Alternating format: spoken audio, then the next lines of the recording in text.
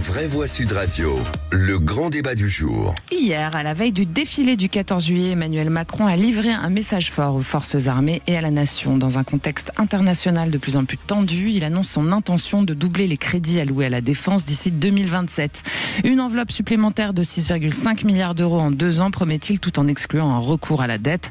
Le chef de l'État alerte sur les menaces les plus sérieuses depuis 1945, pointant notamment la Russie et les logiques impérialistes. Alors, faut-il privilégier la sécurité nationale au détriment du pacte social? La France peut-elle rester influente sans renoncer à ses valeurs fondamentales? Le raisonnement du président français se construit en syllogisme. La menace extérieure fragilise notre liberté.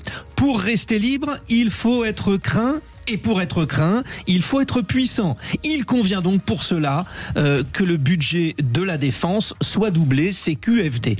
Nous vous posons la question sur le compte X de Sud Radio. Doubler le budget de la défense est-il, alors, les 4 possibilités: nécessaire, raisonnable, impossible, inacceptable? Vous êtes nombreux à répondre et je vous donne la tendance. Vous êtes 20% à dire que c'est nécessaire de doubler le budget. Vous êtes 5% à dire seulement que c'est raisonnable. Vous êtes 33% à dire que c'est impossible et vous êtes 43% à dire que c'est inacceptable. Ça peut encore évoluer. Vous continuez sur le compte X de Sud Radio. Et puis vous nous appelez aussi au 0826 300 300 pour donner votre opinion. Aude vous attend. Pour en parler, nous sommes avec le général Vincent Desportes, qui est ancien directeur de l'école de guerre. Bonsoir, général. Bonsoir. Alors, général, je vous ai posé une question avant la coupure en vous demandant si le fait de doubler le budget de la défense, ça allait pas impacter directement notre modèle social. Ce à quoi vous avez dit, la liberté, ça se discute pas, c'est comme ça, il faut le faire. Parce que sinon, là, le modèle social sera attaqué si on est attaqué tout basiquement, en fait. Mais c'est exactement ça, si vous voulez. Alors, évidemment, ça fait des 3 ou 4 générations que les Français pensent que la démographie, c'est une donnée et que la liberté, c'est une donnée. Toutes les générations précédentes avaient dû combattre pour protéger cela. Nous avons perdu l'habitude et nous considérons que, finalement, en ne faisant rien, en attendant, on va conserver nos privilèges parce que les Français sont des privilégiés par rapport à 75% des populations du monde. Mais il s'avère que c'est maintenant faux, que la menace est revenue à nos frontières et que si nous voulons conserver notre façon de vivre, notre civilisation, nos valeurs, il va falloir les défendre comme mon père et mon grand-père et son grand-père et son père l'ont fait avant les citoyens d'aujourd'hui. Bon, ça c'est la première partie du débat. On questionne nos vraies voix. Sean Skull, est-ce qu'on est d'accord sur le constat? Est-ce qu'on n'est pas trop alarmiste ou est-ce qu'il y a vraiment danger? Non, je pense qu'il y a danger. Il y a Bismarck disait la diplomatie sans les armes, c'est comme la musique sans les instruments. Et aujourd'hui, on voit qu'on vit dans un environnement international qui est de plus en plus hostile. La France fait face à plusieurs menaces. Je pense au flanc est de l'Europe en Ukraine. Également, il y a la menace islamiste et on voit également l'apparition de nations empires telles l'Iran ou la Turquie qui cherchent une domination régionale. Donc la France a vécu sous les dividendes de la paix depuis les années 90, où on a vécu une série de réductions des dépenses militaires. Et aujourd'hui, les dividendes de la paix, c'est terminé et il faut se réarmer. Raphaël Rémy-Leleu, c'est une hausse. Donc là, en 2017, notre budget défense était 32 milliards d'euros. Ça sera 64 milliards d'euros dès 2027, contre 2030 initialement. Donc c'est une hausse absolument faramineuse des dépenses, alors qu'on est un petit peu à l'agonie sur un certain nombre de services. On peut parler de la santé, on peut parler de l'éducation, on peut parler des prestations sociales. Qu'est-ce que vous en pensez, vous ? Je pense que justement, il y a peut-être un problème dans la manière dont on pose le débat. Parce que c'est vrai que tout de suite, on va se dire à combien on va porter la dépense nationale pour la défense, combien de milliards, combien de pourcentage du PIB. Mais il faut qu'on rappelle pourquoi on le fait. Ne serait-ce que le rappel des menaces. Ne serait-ce que le fait de rappeler que dans les dépenses dont on parle là, il va y avoir du soutien militaire pour l'Ukraine. Et ça, si on ne le dit pas, on a un peu l'impression qu'on va ouvrir toutes les vannes pour l'armée, pour la défense, et que c'est un petit peu gadget, alors qu'il s'agit bien, et c'est là où je me marrais pour le coup en entendant les citations d'Emmanuel Macron, plus encore que la question de la puissance de la France et de son rayonnement dans le monde, c'est une question d'autonomie, la capacité à assurer notre propre défense. Et l'espèce de sursaut général autour de ça a été causé par un truc très simple, qui est l'élection de Donald Trump. D'un coup, on s'est dit, mais là, ça y est, les États-Unis vont se désinvestir de la protection de l'Europe. Et donc, ça ne peut pas être qu'une question française, ça doit être une question européenne. Il faut qu'on mutualise, il faut qu'on organise pour assurer notre propre défense. Et après, bien sûr, il y a des conditions à mettre. Tout à l'heure, vous parliez de la diplomatie et de son lien à la défense. Bah voilà, en fait, la diplomatie française aujourd'hui est à l'agonie. Les 30 dernières années, on considère qu'il y a eu moins 50% dans les effectifs de la diplomatie en France. On a un corps diplomatique qui est esselé par les dernières réformes. Donc, il y a un effort général à faire pour l'autonomie. Bon, unanimité autour de cette table sur le constat, il y a urgence. Maintenant, mon général Vincent Desportes, qui est avec nous, ancien directeur de l'école de guerre, est-ce que il y a vraiment la nécessité de doubler le budget? Là, on s'adresse aux spécialistes que vous êtes. C'est-à-dire qu'on est vraiment à la traîne autant que cela sur le matériel, par exemple? Alors, nous avons des déficits, on a deux choses, des déficits capacitaires tout à fait importants, et je vais vous expliquer pourquoi, et nous avons, d'autre part, un problème de masse. Pourquoi avons-nous cette armée, qui est une armée d'excellence, mais qui ne peut pas faire face au danger? Parce que les Français, par le biais de leur Parlement, ont donné aux armées une mission, être capable de projeter 15 000 hommes à 4 000 km des frontières et de se battre dans des conflits de non-haute intensité. Ça, nous savons le faire parfaitement. Mais donc, on a abandonné tout ce qui n'était pas nécessaire. On a abandonné une large part de la défense antiaérienne. On a abandonné une grande partie de nos renseignements. On a abandonné nos stocks de munitions parce que nous n'en avions pas besoin et que les budgets extrêmement réduits qui étaient donnés aux armées ont obligé les armées à concentrer les moyens sur la mission que la France leur donnait, ce qui est tout à fait normal. Aujourd'hui, la force française déployable au front, c'est 70 000 hommes au maximum. Je rappelle que sur le front ukrainien, par exemple, nous avons de chaque côté des armées de l'ordre d'1 million d'hommes. Nous pourrions juste tenir quelques jours. Donc, si on est sérieux par rapport à la menace, on doit comprendre, le président Macron l'a fort bien dit, le général Burkhardt 2 jours avant l'a fort bien dit, aujourd'hui, les temps ont changé. Nous n'avons plus besoin d'une armée pour faire le coup de feu au Sahel ou en Afghanistan. Nous avons besoin d'une armée face à une menace vitale, capable de défendre nos valeurs, notre population, notre territoire. Et bien sûr, comme Madame l'a dit tout à l'heure, évidemment, il faut le faire dans un cadre européen. Jeanne Skull, on entend beaucoup parler depuis plusieurs années de la réinstauration du service militaire. D'ailleurs, il a été réinstauré en Lituanie, en Lettonie et en Suède depuis le début de l'offensive en Ukraine. Il est encore présent dans pas mal de pays que je peux citer, Autriche, Chypre, Danemark, Estonie, Finlande et Grèce. Est-ce que ça serait pas une solution finalement, d'avoir des vrais appelés à un moment donné? Ce sera en effet une solution, mais à mon avis, la France a un atout que ces autres pays n'ont pas, et c'est la dissuasion nucléaire, qui certes est une stratégie plutôt défensive, la doctrine nucléaire française, mais... Oui, ça permet peut-être de moins solliciter les hommes puisqu'on a une force plus prégnante. Ouais. Exactement. Donc du coup, la question du service militaire est moins pertinente en France, mais ça n'empêche pas qu'il faut, comme l'a dit le général... Quand on entend 70 000 hommes contre 1 million, bon, on peut se poser des questions quand même. Oui, mais on peut augmenter la masse. Donc notamment, je sais qu'au gouvernement, on mentionne notamment d'augmenter le nombre de réservistes. Ça pourrait être une alternative. Sans nécessairement réinstaurer un service militaire obligatoire. Général, qu'est-ce que vous en pensez, vous, de cette idée de service militaire réinstauré? Eh bien, la réponse est simple. Il faut...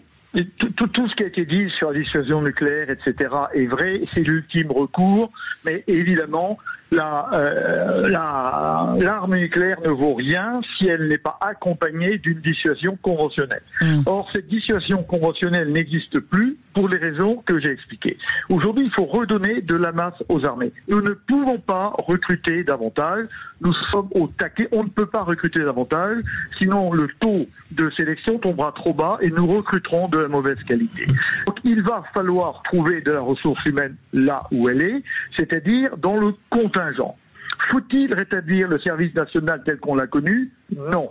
Nous n'avons pas besoin de 800 000 jeunes femmes et jeunes hommes qui sont la valeur d'une classe d'âge. Mais nous avons besoin d'avoir à peu près 100 ou peut-être 150 000 soldats, marins, aviateurs en plus. C'est-à-dire recruter alors, il faut recruter.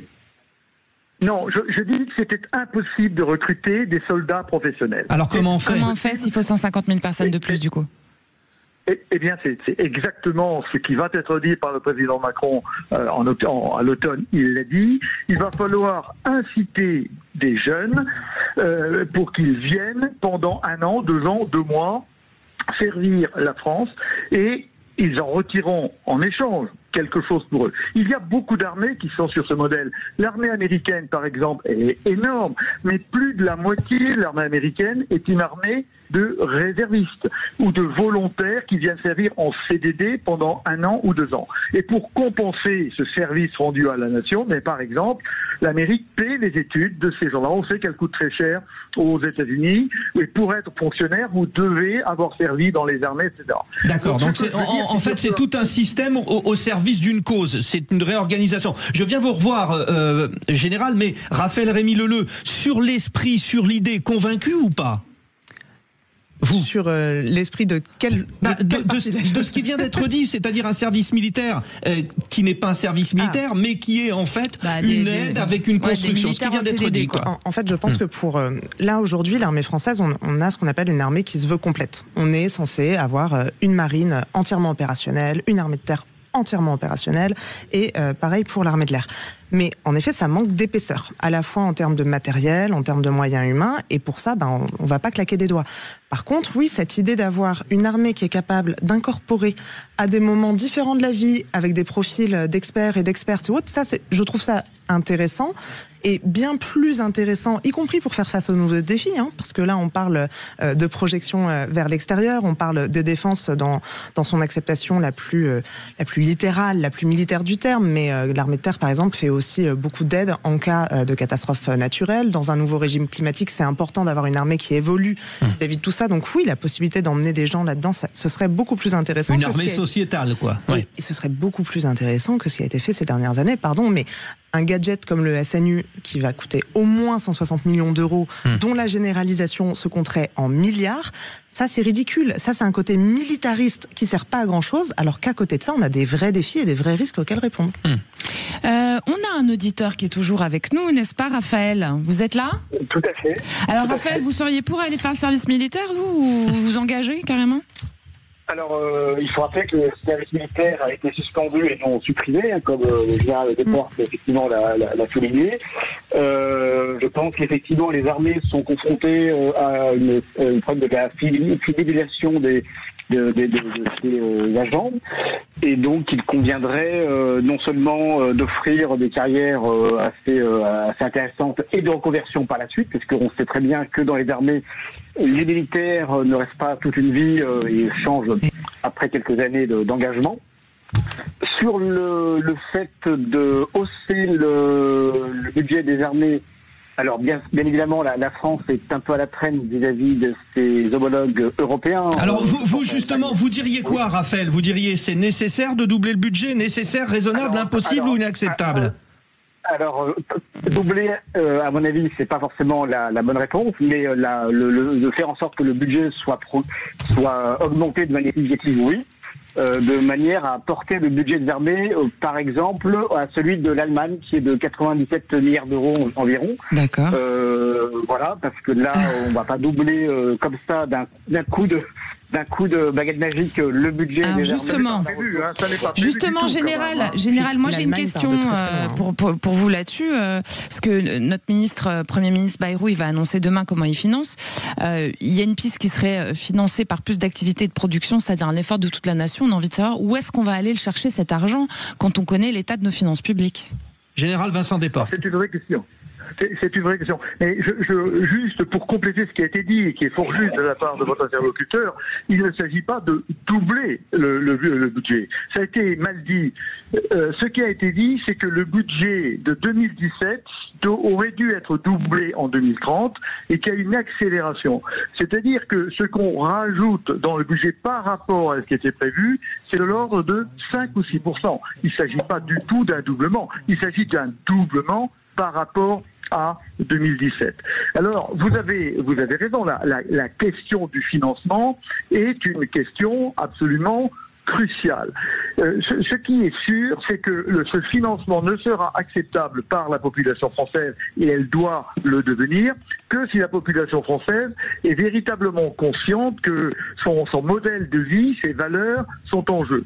D'où le discours progressif pour amener les Français à comprendre qu'ils sont effectivement en danger. Ensuite, vous savez très bien que les finances publiques françaises sont énormes, 57% du PIB, et la moitié de ces 57% sont les dépenses sociales. Alors, s'il faut se dire qu'on a 30% du PIB qui représente les dépenses, qui sont les dépenses sociales. Donc, s'il faut déplacer 2% des dépenses sociales pour les donner aux armées, pas aux armées, mais à la défense de la France, qui est différent, eh bien, peut-être faudra-t-il le faire. Après tout, alors, ce qui n'est pas acquis. Pardon, général, mais quoi dans les dépenses sociales? Parce que, encore une fois, l'état même du pays est pas génial. On le sait sur la santé, on le sait sur l'éducation, on le sait sur beaucoup de sujets. Mais madame, moi, je ne suis pas financier. Ce que je dois dire, c'est qu'il faudra trouver cet argent. Vous le savez, si on avait trouvé cet argent avant 1938, il n'y aurait pas eu 1940. Si on l'avait trouvé en 1912, il n'y aurait pas eu 1914. Oui. C'est-à-dire que il faut absolument, on a un effet à obtenir qui est d'assurer la défense de la France et la défense de l'Europe. Eh bien, il faudra trouver de l'argent. Heureusement, on n'a pas le même gouvernement qu'en 1940 non plus, hein. Voilà, quand même.